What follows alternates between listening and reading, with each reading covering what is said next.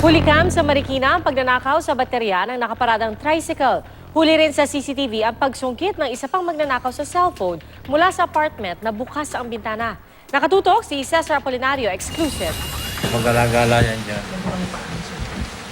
Modus raw ng lalaking makikita sa CCTV footage ang magkunwaring residente ng barangay ng Marikina City para makapagnakaw. Sa pagkakataong ito, target niya ang battery ng nakaparadang tricycle. Inihanda niya ang gamit pamputol sa wire ng battery at tumambay sa loob ng tricycle. Nagkunwari siyang tulog tuwing may dumaraan. Makalipas sa 30 minuto, umalis ang suspect, bit-bit ang baterya. Kinaumagahan na nalaman ng biktima na nanakaw ang kanyang baterya na mahigit 2,000 piso ang halaga. Hindi ko na-ipadlock dahil napagod na ako sa biyahe. Follow up lang kung may nagbebenta ng ganito.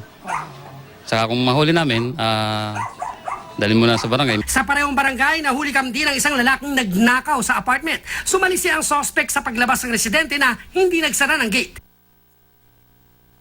Kumuha siya ng hanger na ginawang panungkit at nang makitang bumalik ang residente, nagkunwari ang suspect na may inaayos lang siya.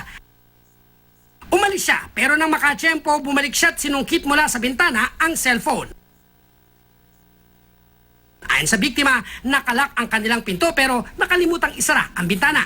Mahigit 10,000 piso ang halaga ng nanakaw na cellphone. Tinutugis na ang suspect. Cesar Apolinario, Nakatuto, 24 Oras.